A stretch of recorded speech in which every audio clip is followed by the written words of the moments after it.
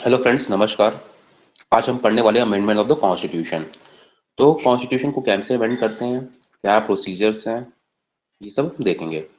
तो article 368 in part 20, कौन सा आर्टिकल है? 368 और पार्ट कौन सा है? 20 of the constitution deals with the power of parliament to amend the constitution and is procedure. तो याद रखिएगा कि बस पार्लियामेंट के पास पावर है, स्टेट लेजिस्लेचर के पास पावर नहीं है कि आप जो कॉन्स्टिट्यूशन को अमेंड कर दें। हाँ, स्टेट लेजिस्लेचर का रोल आता है जब फेडरल स्ट्रक्चर आप चेंज करते हो, तब स्टेट लेजिस्लेचर का अप्रूवल भी लेना पड़ता है। Parliament can not amend those provisions which form the basic structure of the constitution. बहुत अच्छी बात यह है कि जो पार्लियामेंट के पास क्या है, इतना पावर नहीं को कॉन्स्टिट्यूशन को कि जैसे चाहें वैसे चेंज कर सकते हैं। इंडिया क्या है? लिमिटेड गवर्नमेंट है। कॉन्स्टिट्यूशन क्या बोलता है कि गवर्नमेंट पास लिमिटेड पावर होती है, पावर लिमिट्स होती है, और बेसिक स्ट्रक्चर उसी के ऊपर है कि पार्लियामेंट एक लिमिटेड रोल प्ले कर सकता है कॉन्स्टिट्यूशन अमेंडमेंट में। पार्लियामेंट जो है वो कॉन्स्टिट्यूशन अमेंडमेंट बिल लाता है, वो जाता है जुडिशरी के पास बाद में, आफ्टर वो लोकसभा राज्यसभा दोनों में पास होने के बाद, प्रेसिडेंशियल एसेंट होने के बाद जुडिशियल रिव्यू होता है कि वो कहीं ना कहीं बेसिक स्ट्रक्चर को फ्लॉ तो नहीं कर रहा।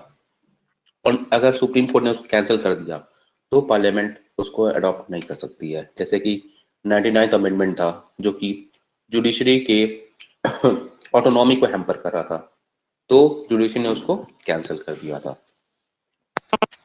आगे बढ़ते हैं। तो प्रोसीजर फॉर अमेंडमेंट क्या है? The procedure for amendment of constitution as laid down in Article 368 is as follows।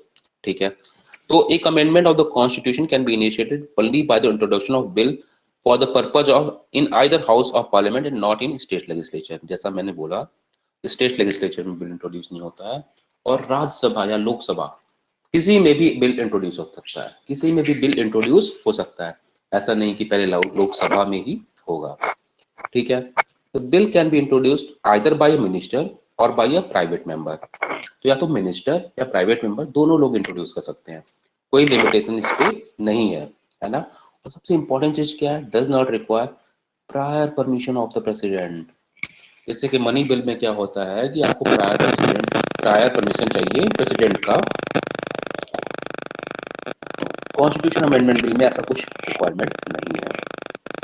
ठीक है, ये ऐसा यूपीएससी में क्वेश्चन पूछा भी जा चुका है कि कॉन्स्टिट्यूशन अमेंडमेंट बिल जो है उसको प्रायर परमिशन चाहिए क्या प्रेसिडेंट का? तो आंसर है नहीं। थर्ड पॉइंट है, bill must be pass in each house by A special majority. कि जो बिल पास होगा दोनों हाउस में कैसे पास होगा? स्पेशल मेजॉरिटी से पास होगा।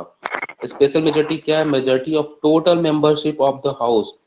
अब total membership of the house मान लीजिए लोकसभा है तो 545 सीटें हैं, तो एटलीस्ट उसके हाफ का अप्रूवल तो चाहिए ही चाहिए, कितने लोग भी प्रेजेंट हो उसके हाफ का अप्रूवल चाहिए। And a majority of 2/3 of the members of the house present and voting. अब सिंपल सा देखिए, मैं प्रैक्टिकली समझाता हूँ। मान लीजिए लोकसभा में 545 सीटें हैं और आते हैं 400 लोग, तो पहला रिक्वायरमेंट क्या है कि जो बिल पास होगा वो 272 के लिमिट को क्रॉस करेगा। दूसरा, जो 400 लोग आए हैं उसमें 2/3 लोग उसको सपोर्ट करने चाहिए, दैट इज स्पेशल मेजोरिटी। आया समझ में? ओके। फोर्थ प्रोविजन क्या है? Each house must pass the bill separately. Separately pass होगा लोकसभा में और राज्यसभा में। इसी में अगर डिस्प्यूट आ गया तो फिर दिक्कत हो जाएगी। क्यों दिक्कत हो जाएगी? क्योंकि ज्वाइंट सिटिंग का प्रोविजन नहीं है इसमें। There is no provision for holding a joint sitting of the two houses. समझ में आपको? तो लोकसभा में अलग पास होगा, राज्यसभा में अलग पास होगा। उसके बाद क्या है कि अगर आप फेडरल प्रोविजंस को भी अगर आप चेंज कर रहे हो, फेडरल पोजीशन जैसे कि इलेक्शन ऑफ प्रेसिडेंट हो गया आपका, है ना, जीएसटी हो गया आपका, 7 शेड्यूल चेंज कर रहे हो आप, है ना, एग्जीक्यूटिव पावर या फिर लेजिस्लेटिव पावर आप चेंज कर रहे हो, तो ये फेडरल प्रोविजंस हैं और ये जाएगा किसके पास? स्टेट्स के पास जाएगा, और at least half of the states को रेटिफाई करना होगा इसको। और इसमें कोई टाइम लिमिट नहीं स्टेट्स के पास कि इतने टाइम लिमिट में इसको रेटिफाई करना है। ठीक है, दूसरी बात क्या है, जो स्टेट्स में जाएगा वो सिंपल मेजोरिटी से पास करेंगे।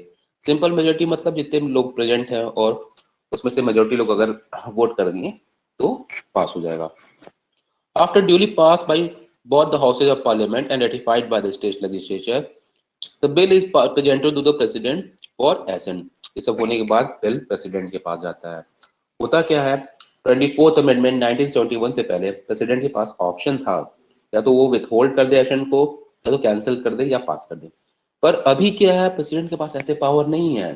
24th अमेंडमेंट से क्या हुआ कि president must give his assent, president must give his assent to the constitution amendment bill.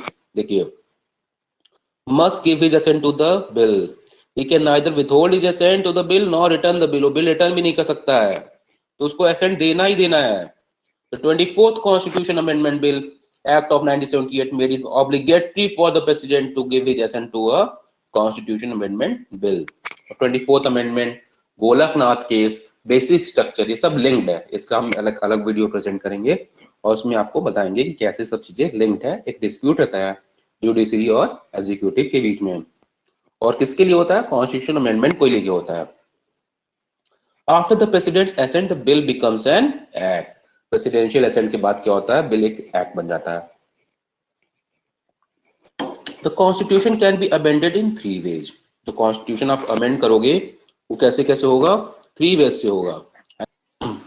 तो वो 3 वेज कौन कौन से हैं, amendment by simple majority of the parliament, जो सिंपल मेजोरिटी से होगा उसको जो है आप 368 के अंदर नहीं मानोगे, जो सिंपल मेजोरिटी से होता है उसको आप 368 के अंदर नहीं मानोगे। These amendments are not deemed to be the amendments of Constitution for purpose of Article 368. Okay. Second part क्या है, amendment by special majority of parliament. ठीक है। थर्ड पार्ट क्या है, amendment by special majority of parliament and ratification of half of the state legislature.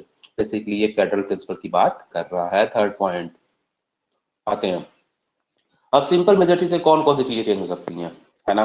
कई सारे provisions हैं और ये आर्टिकल 368 में नहीं आता है, पर इस पे क्वेश्चंस आ सकते हैं एमसीक्यू टाइप का कि कौन कौन सी चीजें जो है सिंपल मेजोरिटी से चेंज हो सकता है। तो देखिए क्या क्या इसमें, एडमिशन और establishment of new states, okay, formation of new states and alteration of area boundaries और नेम्स ऑफ एग्जिस्टिंग स्टेट्स। कई बार क्वेश्चन आता है कि किसी स्टेट का एरिया बाउंड्री चेंज करना है, तो वो स्पेशल मेजोरिटी से होगा क्या, नहीं, वो सिंपल मेजोरिटी से हो जाएगा। किससे हो जाएगा, सिंपल मेजोरिटी से। एबोलिशन और creation of legislative council in states, ये भी सिंपल मेजोरिटी से होगा। Second schedule, quorum in parliament, okay, salary allowance of member of parliament, rules of procedure in parliament, ये सब जो प्रिविलेज ऑफ पार्लियामेंट है ये सब कैसे होगा, सिंपल मेजोरिटी से ही ये सब चीजें चेंज की जा सकती हैं। Use of English language in parliament, कितने जज है सुप्रीम कोर्ट में, और अगर सुप्रीम कोर्ट को और पावर देना है, use of official language, citizenship जो चीजें हैं वो भी सिंपल मेजोरिटी से होगा। Elections to parliament and state legislature, delimitation, union territories, fifth schedule and six schedule, ये चीजें क्या है, ये सब सिंपल मेजोरिटी से चीजें चेंज होंगी। By special majority of parliament, तो स्पेशल मेजोरिटी से कौन कौन सी चीजें होती हैं, डीपीएसपी एंड आपका जो होता है क्या होता है, फंडामेंटल राइट्स। 2 चीजें ऐसी हैं जो स्पेशल मेजोरिटी से चेंज होता है। और कैसे होता है, majority of total membership of each house, मैं ऑलरेडी एक्सप्लेन कर चुका हूँ, and majority of 2/3 of member present and voting. ठीक है। तो क्या क्या चीजें चेंज होती है इसमें, फंडामेंटल राइट्स और डीपीएसपी। ठीक है। और भी चीजें जो फर्स्ट और थर्ड से नहीं होती हैं वो ऑब्वियसली इससे होंगी। स्पेशल मेजोरिटी में क्या क्या चीजें हैं, देखिए, election of president and it's manner, ये फेडरल प्रोविजन की बात कर रहा है जिसमें स्टेट्स का कॉन्सेंट चाहिए। इसमें क्या क्या आएगा, election of president and it's manner, extent of executive power of union and the states, distribution of legislative power, इसको ध्यान से रखिएगा, extent of executive power of union and state, distribution of legislative power between the union and the states, GST हो गया आपका, 7 schedule हो गया आपका, representation of states in parliament, parliament representation कैसे होता है, लोक राज्यसभा के थ्रू, और आर्टिकल 368 इटसेल्फ। तो ये सब चीजें हैं, और supreme court and high court भी है। इसमें क्या होगा कि राज्यसभा लोकसभा दोनों में पास तो होगा ही होगा, साथ में स्टेट लेजिस्लेचर के पास भी जाएगा बिल पास होने के लिए। ओके। और वहां पे सिंपल मेजोरिटी से होगा और कोई टाइम लिमिटेशन नहीं है। ओके।